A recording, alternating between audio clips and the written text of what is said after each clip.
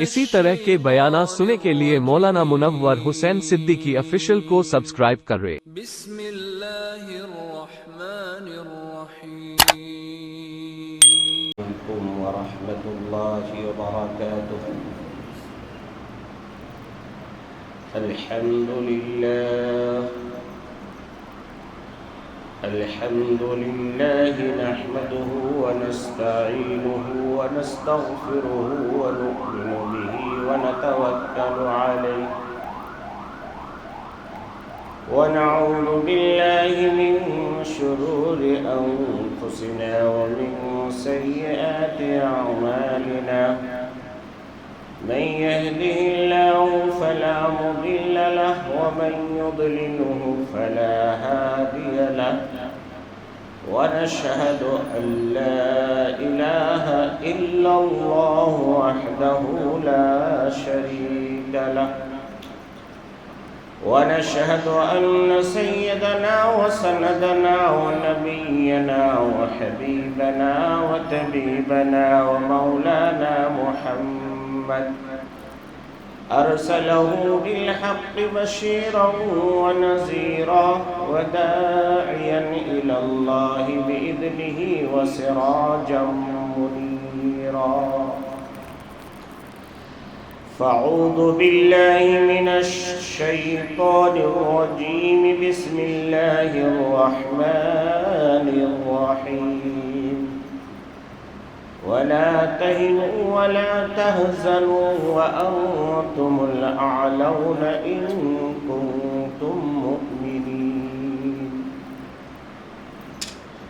وقال تبارك وتعالى في مقام آخر يا أيها الذين آمنوا آمنوا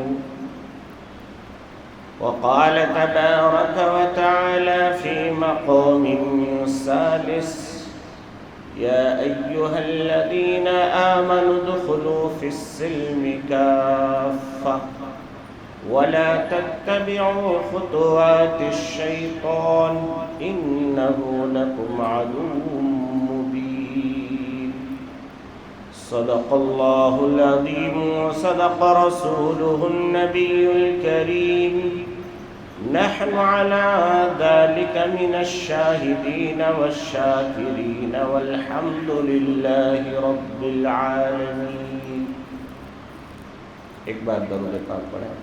اللهم صل على محمد وعلى آل محمد كما صليت على إبراهيم وعلى آل إبراهيم إنك حميد مجيد۔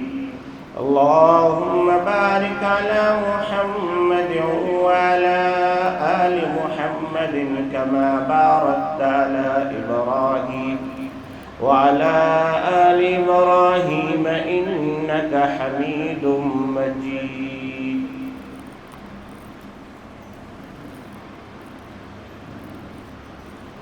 توحید کی امانت سینوں میں ہے ہمارے، توحید کی امانت سینوں میں ہے ہمارے، آسان نہیں ہے مٹانا نام و نشاں ہمارا۔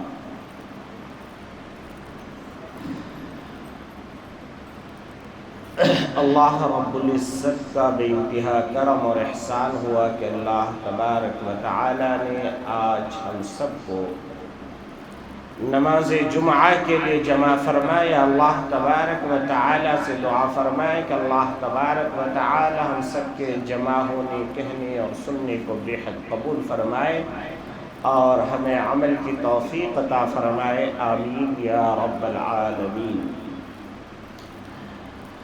سامعین محترم، عزیزان گرامی، ہم سب عید الاضحیٰ یعنی بقرہ عید کی تمام مبارک ساعتوں سے گزر کر آج بقرعید کے بعد سب سے پہلے جمعے کا ہم سب کا یہ اجتماع ہے۔ یقیناً آپ سب نے جس کو اللہ نے جو توفیق عنایت فرمائی آپ نے وہ قربانی میں حصہ لیا، ادا کیا۔ اللہ تبارک و تعالی ہم سب کی تمام قربانیوں کو بے حد قبول فرمائے، اور اس کے بدلے میں اللہ اپنی رضا ہم سب کو نصیب فرمائے، آمین یا رب العالمین۔ گزشتہ جمعہ میں آپ کو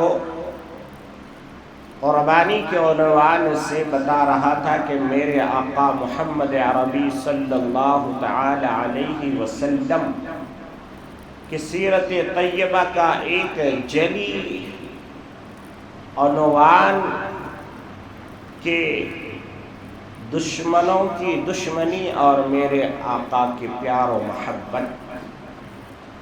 شاید آپ نے اگر سنا ہوگا غور سے یا یاد ہوگا تو آپ کو پتا ہوگا، میں نے بتایا تھا کہ ایک طرف ظلم کی انتہا تھی اور ایک طرف میرے آقا صلی اللہ تعالی علیہ وسلم کے عفو، درگزری اور معافی کا عام اعلان تھا، یہاں تک کہ جانی دشمنوں کو بھی آپ نے معاف فرما دیا۔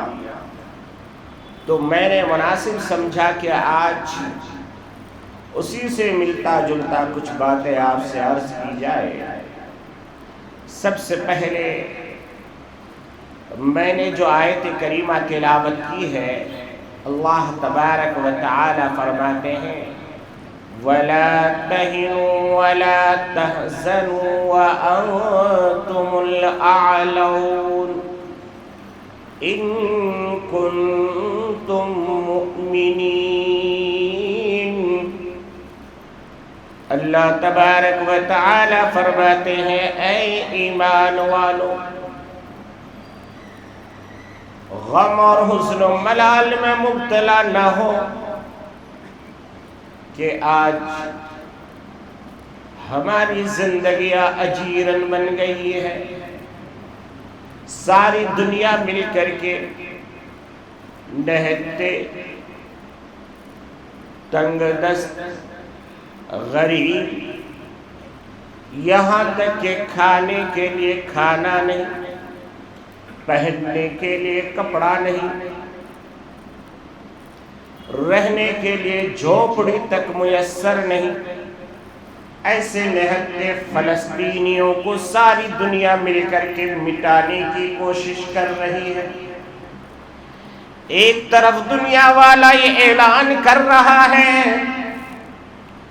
کہ ہم تمہیں زمین کے نقشے سے مٹا دیں گے، مگر قرآن کہہ رہا ہے وَأَنْتُمُ الْأَعْلَوْنَ إِن كُنتُم مُؤْمِنِينَ۔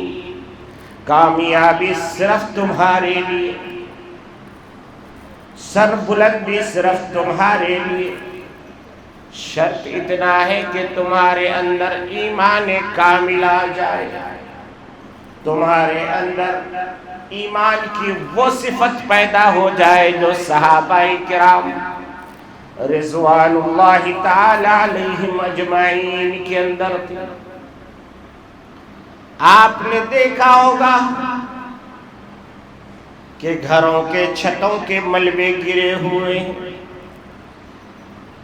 معصوم سا چھوٹا سا بچہ قرآن اٹھا کے قرآن کی تلاوت کر رہا، اسے کوئی فکر نہیں کہ مجھے قربانی میں گوشت کھانا ملے گا یا نہیں، مجھے کوئی فکر نہیں کہ میرا چھت نہیں ہے، میرے ماں باپ نہیں ہے، بلکہ اس نے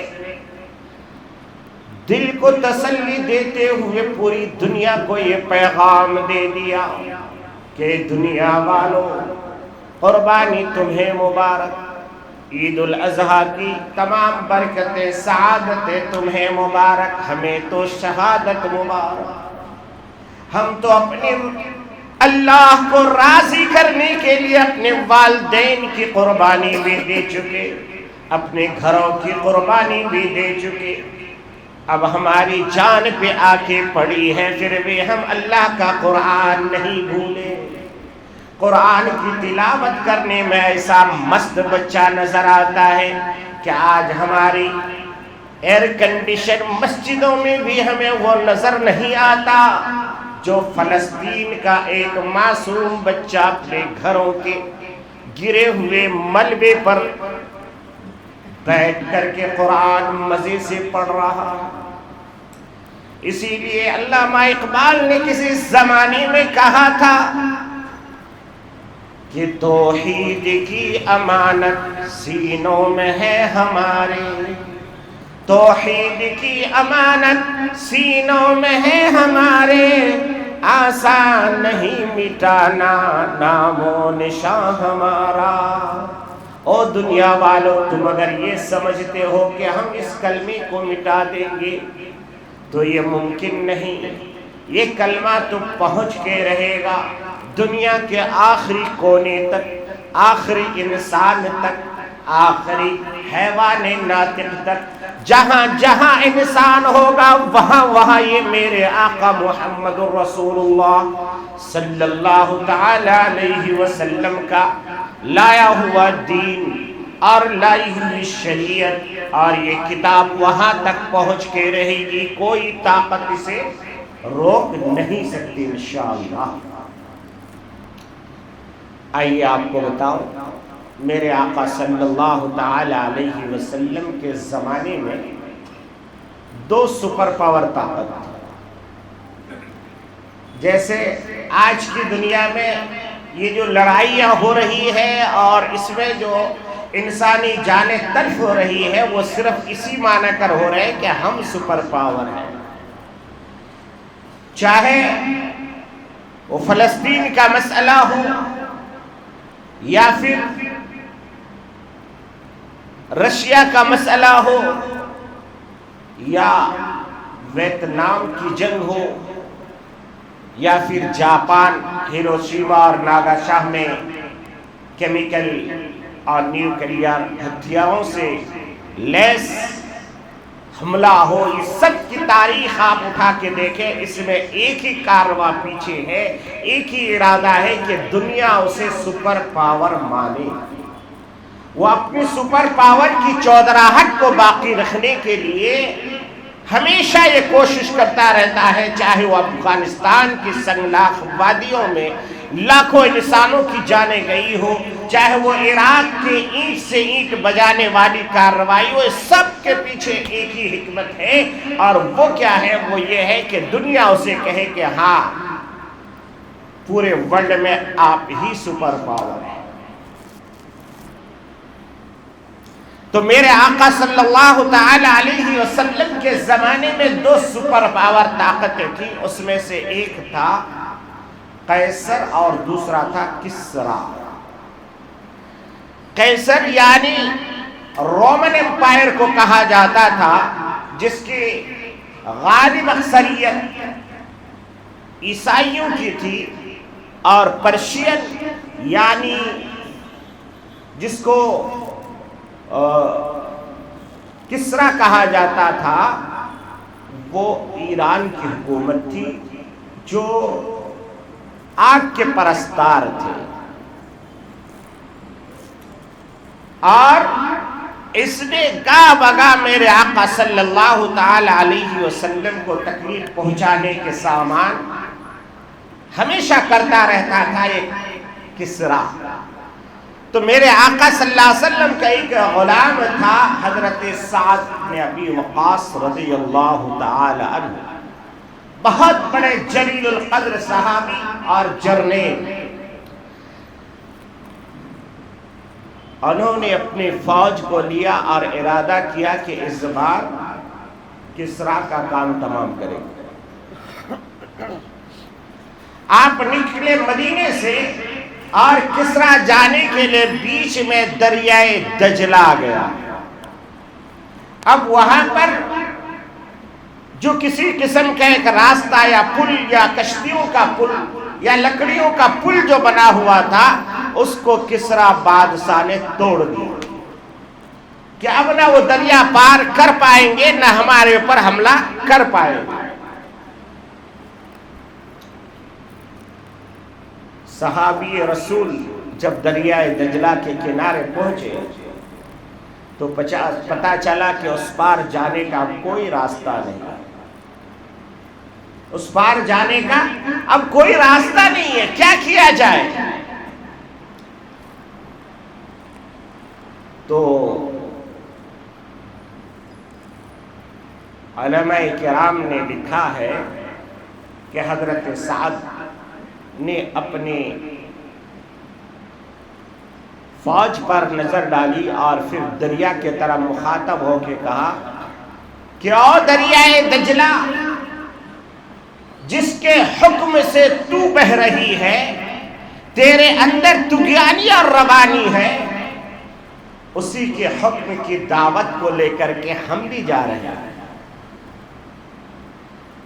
اسی کے حکم کی دعوت کو لے کر کے ہم بھی جا رہے ہیں، اب تو سوچ لے کہ تجھے کیا کرنا ہے۔ یہ کہہ کر کے حضرت سعد نے اپنے غلاموں پر، اپنے دوستوں پر نظر ڈالی جو صحابہ کرام کی جماعت تھی، کہا کہ بتاؤ دوستو تمہارا کیا ارادہ ہے؟ انہوں نے کہا کہ امیر آپ کا جو حکم ہے، آپ جو چاہیں اسی پر ہم راضی ہیں۔ بس اتنا کہنا تھا کہ حضرت سعد نے سب سے پہلے اپنا گھوڑا اس دریا میں ڈال دیا، ایڑ لگائی اور دریا میں چھلانگ لگا دیا۔ علماء کرام نے لکھا ہے اس واقعے کو، جب صحابہ کرام کی پوری جماعت اس دریا میں کود گئی تو وہ صحابہ ایسے نظر آ رہے تھے جیسے بادشاہ اپنے تاج و تخت پر نظر آتا ہے، جو بالکل سکون کے ساتھ بیٹھا ہوا نظر آتا ہے۔ اس انداز سے صحابہ کرام اس دریا کو پار کر رہے تھے، اور جب دریا پار کر کے ادھر چلے گئے تو صحابہ نے دیکھا اپنے گھوڑے کے ٹانگوں کے کھروں میں بھی پانی لگا ہوا ہے۔ تو جب بندہ اپنے رب کو راضی کر لیتا ہے اور رب کے احکام کو اپنے اوپر نافذ کر لیتا ہے تو پھر اللہ تبارک و تعالی اپنے بندوں کی مدد اس انداز سے کرتے ہیں کہ پھر دنیا حیران اور ششدر رہ جاتی ہے۔ میرے عزیزو، ضرورت اس بات کی ہے کہ ہم پہلے ایمان کامل والا بن جائے، ہمارے اندر اللہ کا یقین اس انداز کا آ جائے کہ دنیا کی ساری طاقتیں ایک طرف، میرا رب اکیلا ایک طرف، اور ساری دنیا مل کر کے اگر مجھے مارنا چاہے تو نہیں مار سکتی جب تک کہ میرا رب مجھے مارنا نہ چاہے، اور جب رب مارنا چاہے تو پھر ساری دنیا مل کے بچانا چاہے تو نہیں بچا سکتا۔ ہزاروں واقعات ہیں ایسے۔ اگر ہمارے حضرت مولانا کلیم احمد صدیقی صاحب دامت برکاتہم العالیہ، داعی اسلام، ہزاروں نہیں بلکہ لاکھوں لوگوں نے ان کے ہاتھ پہ کلمہ پڑھا، مسلمان ہوئے۔ حضرت نے کہا کہ اے انسان، صرف داعیانہ صفت کو اپنا لے، اپنے آپ کو داعی بنا دے کہ بھائی میرے ذمہ اللہ نے ایک کام کیا ہے، اور وہ یہ ہے کہ یہ لا الہ الا اللہ محمد رسول اللہ صلی اللہ تعالی علیہ وسلم، اس دعوت کو مجھے دوسرے بھائی تک پہنچانا۔ جب انسان اس کو اپنا اوڑھنا بچھونا زندگی کا مقصد بنا لے تو پھر دنیا کی کوئی طاقت اسے کچھ نہیں کر سکتی۔ پھر حضرت نے فرمایا کہ دیکھو،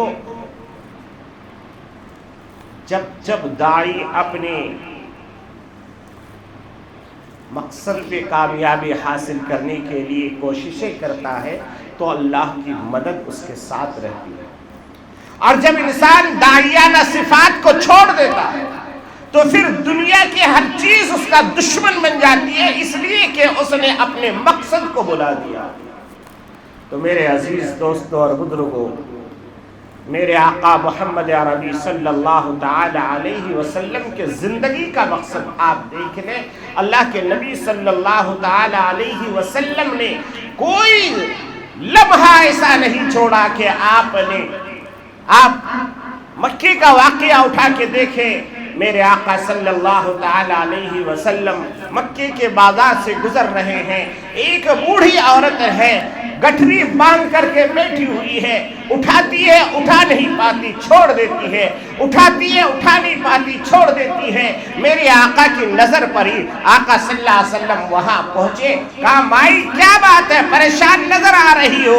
कहा बेटा ये गठरी जरा उठा के मेरे सर पे रख दो, ये गठरी उठा के जरा मेरे सर पे रख दो।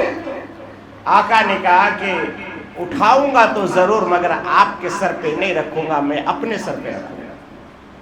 मेरे आका ने उस गठरी को उठाया, अपने सर पे रखा और कहा माई कहाँ ले जाना है? कहा चलो मुझे मक्का शहर से थोड़ा बाहर छोड़ दो, मैं कहीं और जंगलों में जाके जिंदगी गुजार लूंगी, पहाड़ों में रह जाऊंगी, अब मक्का में नहीं रहने वाली मैं। मेरे आका ने कहा क्या बात है? कहा कि बेटा क्या बताओ, तुम बड़े अच्छे लग रहे हो, बड़े प्यारे लग रहे हो, बड़े सोने लग रहे हो, मगर क्या बताओ मक्का की हवा खराब हो गई है, यहाँ पर मोहम्मद नाम का कोई आदमी आ गया है जो हमारे माबूदों को बुरा भला कहता है। ऐ बेटा बस उसी मोहम्मद के डर से मैं इस मक्का को छोड़ के जा रही हूँ, और मैंने आज ही लात और हुबुल से वादा कर लिया है कि जब तक तुम मोहम्मद को खत्म नहीं करोगे तब तक मैं मक्का वापस नहीं आऊंगी। ऐ बेटा जरा मुझे वहां तक छोड़ दो। मेरे आका ने उसको वहां तक पहुंचाया, और पहुंचाने के बाद जब वापस आ रहे थे तब उस बूढ़ी ने कहा बेटा नाम जरा बता के जाओ, हो सकता है फिर कभी मक्का में आऊं और तुझसे ढूंढूं, मुलाकात कर लूं। मेरे आका ने फरमाया माई अगर कुछ तकलीफ मुझसे पहुंची हो तो मुझे माफ कर देना, जिस मोहम्मद के डर से तू भाग के आई है वही मोहम्मद है मेरा नाम, मुझे ही लोग मोहम्मद कहते हैं। वो औरत जो हुजूर को देखे बगैर दुश्मनी में पागल थी और अपना घर छोड़ के जा रही थी, फौरन आंखों से आंसू गिरा, रोते हुए कहने लगा बेटा अगर तेरा नाम मोहम्मद है तो फिर झूठा नहीं हो सकता। ऐ बेटा जिंदगी जो गुजर गई सो गुजर गई, अब जहन्नम की आग से जरा बचा ले, जहन्नम के आग से जरा बचा ले, मुझे जरा कलमा पढ़ा के मुसलमान बना दे। ये है मेरे आका की सुन्नत। आज नौजवान बारिश के मौसम में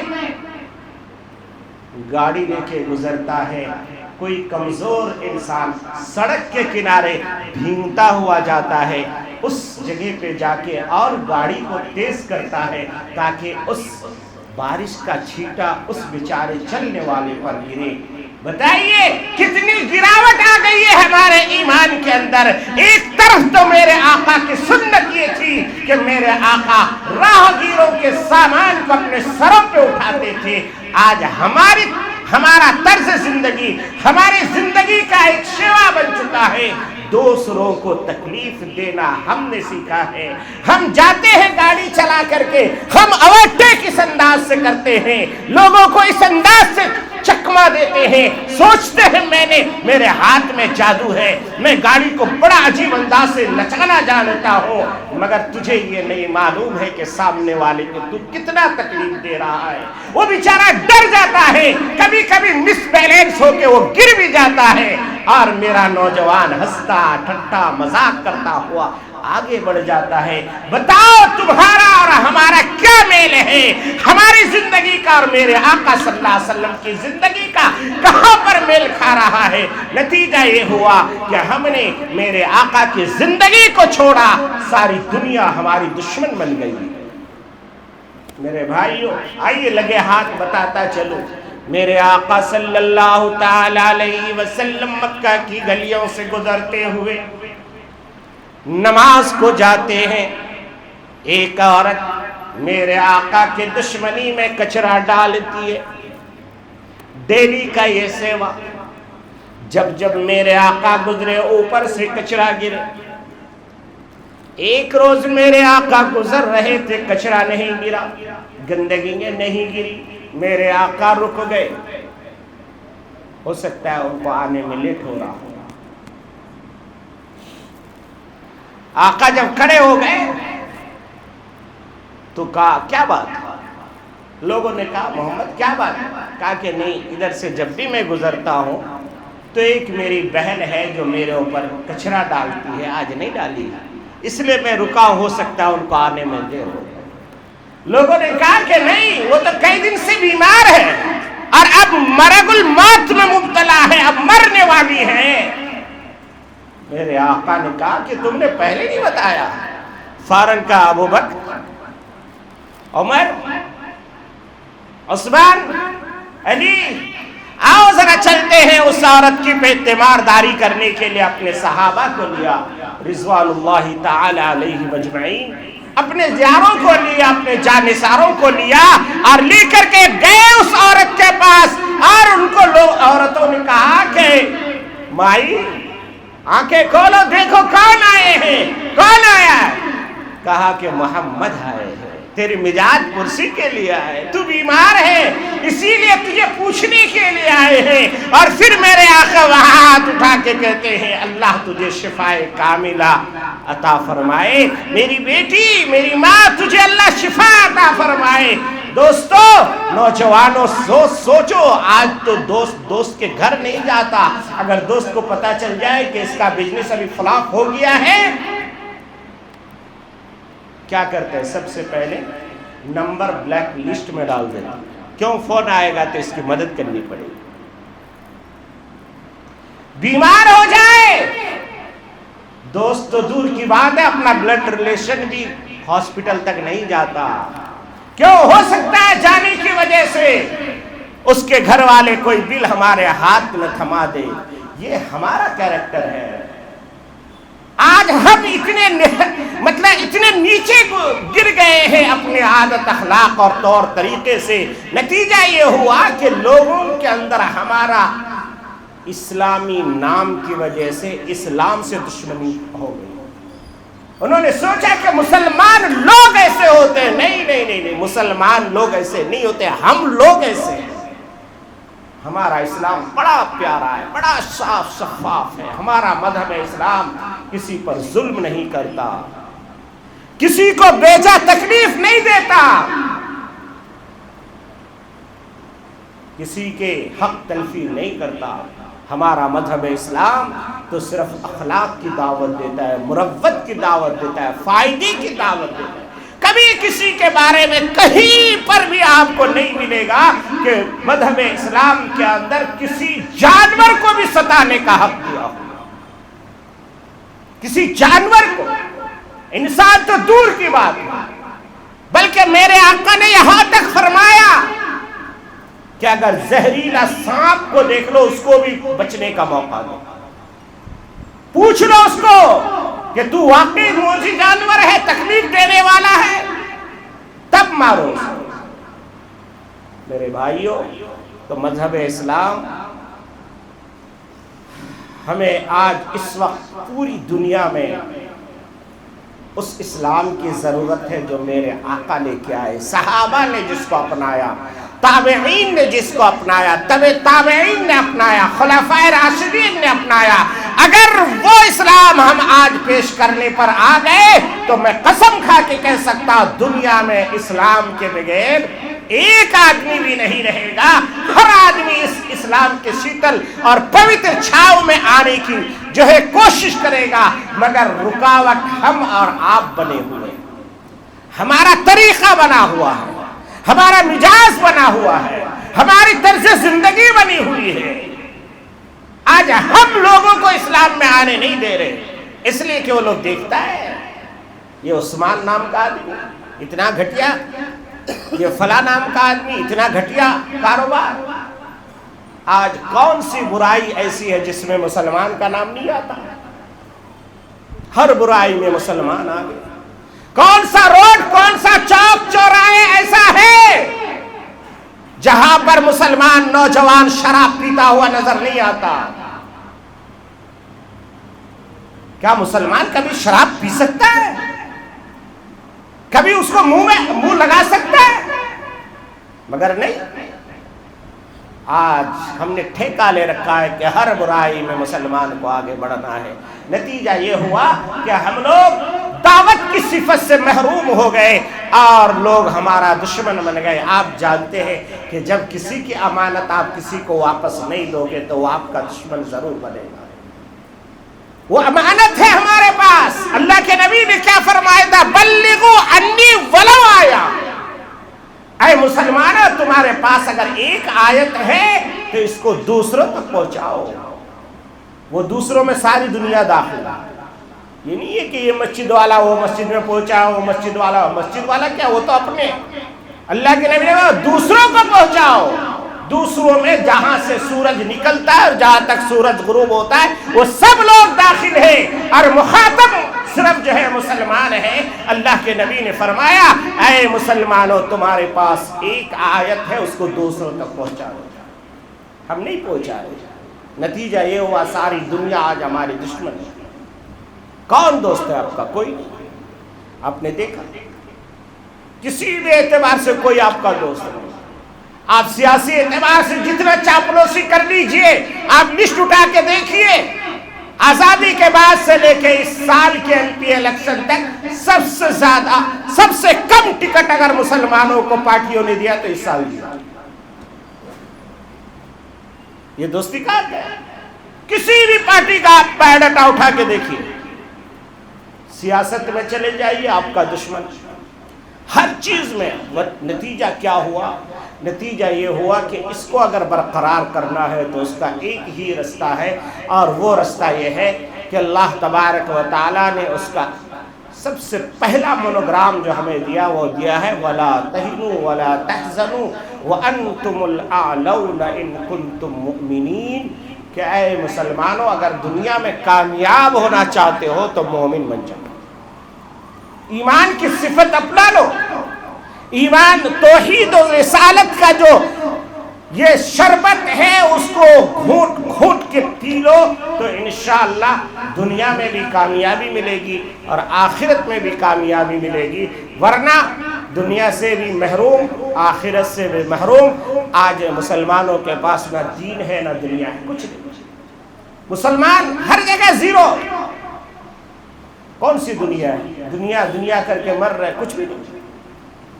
आज मुसलमान किराए के घर पे पैदा हो कि किराए के घर से कब्रिस्तान चला जाता है, कुछ नहीं बचा। कहाँ है दुनिया? और दीन के नाम से कुछ भी नहीं। आप किसी भी मस्जिद में चले जाइए, आज किसी भी मस्जिद का दरवाजा देख लीजिए, आपको बुर्का पहन के औरतें अगर मांगती हुई नजर नहीं आई तो आप मुझे बताओ।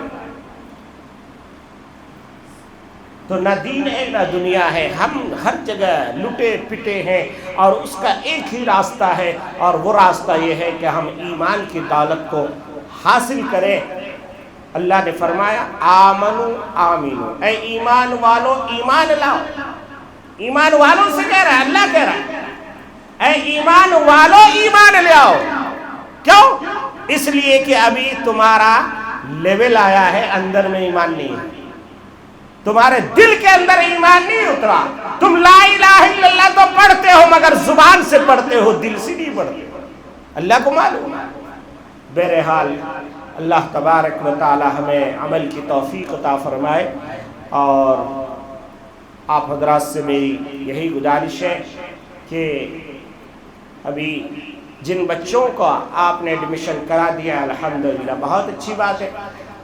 जो गुर्बत की वजह से, नादारी की वजह से, अगर किसी वजह से कोई बच्चा आपको रोड में खेलता हुआ नज़र आता है, उस बच्चे का हाथ पकड़िए। बहुत पैसे आपने खर्च किए होंगे यहाँ वहाँ शादियों में, कभी किसी मासूम बच्चे के सर पे हाथ रख के पूछिए, बेटा क्या बात है, स्कूल तो नहीं गया? अभी स्कूल का टाइम है। हो सकता है कि वो बच्चे के घर में उसके वालिदैन ना हो, बाप ना हो, माँ ना हो, कोई रिश्तेदार ना हो और मजबूरी में वो बच्चा खेल रहा है, कूद रहा है। नतीजा ये होगा वो बच्चा बगैर इल्म का जब जवान होगा तो वो नशेड़ी बनेगा, वो बच्चा शराबी बनेगा, वो बच्चा जुआड़ी बनेगा, वो बच्चा आगे चल करके मर्डरिस्ट बन सकता है, ड्रगिस्ट बन सकता है, इस्लाम का नाम खराब करने वाला बन सकता है। उस बच्चे को बचाना हम सब की मिल्ली फरीज़ा है। तो उस बच्चे के सर पे हाथ रखो, मालूमात करो। अगर उनके घर वाले हैं مگر پڑھائی کے معاملے میں وہ لوگ سیریس نہیں ہے، تو آپ اپنے جیب سے کوئی اردو اسکول میں، گورنمنٹ کے اسکول میں ایک بیگ خرید کے، کچھ کتابیں خرید کر کے اس بچے کو اسکول تک پہنچاؤ، اور یہ سمجھو کہ یہ میری ذمہ داری ہے کہ میرے آقا جتنے صحابہ شہید ہوتے تھے ان کے تمام بچوں کی کفالت میرے آقا فرماتے تھے۔ جو بچہ بھی مدینے میں کہتا میرا باپ نہیں، میرے آقا کھڑے ہو کے کہتے تھے محمد تیرا باپ۔ تو یہ سنت، اس کو بھی اپنائیں۔ ماشاءاللہ ہمارے مسجد والے کافی یہ کام کر رہے ہیں، آپ حضرات سے گزارش ہے کہ آپ لوگ ان کا ساتھ دیں، آگے یہ مشن ہمارا بڑھے۔ اور ابھی میں دیکھتا ہوں کئی مسجدوں میں علاقے میں اینٹی ڈرگس کے نام سے جلوس نکل رہا ہے، ابھی ہمارے علاقے میں نکلا تھا، آج پھر گوری پیالہ میں بھی ہے، مجھے وہاں بھی جانا ہے۔ تو آپ لوگ بھی ایسا کوئی پلان بنائیں کہ بھائی ہمارا یہ پورا علاقہ، جو پیچھے کا علاقہ آپ کا سدھا پورہ کا جو پیچھے کا علاقہ ہے جہاں غریب لوگ رہتے ہیں، ایسی جگہوں پہ زیادہ یہ نشیڑی پیدا ہوتے ہیں۔ کیوں پیدا ہوتے ہیں؟ یہ مجبوری میں ہوتے ہیں، خوشی میں کوئی نشیڑی نہیں بنتا، مجبوری میں بنتا ہے۔ اس کی مجبوری کو سوچیں کہ اس کو آپ کیسے دور کر سکتے ہیں۔ بہرحال وقت ہو رہا ہے، آپ حضرات سے گزارش ہے کہ ان تمام پروگرام میں کام کرنے کی ضرورت ہے، کریں۔ اللہ تبارک و تعالی ہمیں عمل کی توفیق عطا فرمائے، آمین۔ وآخر دعوانا الحمدللہ رب العالمین۔ سنت و صفائی۔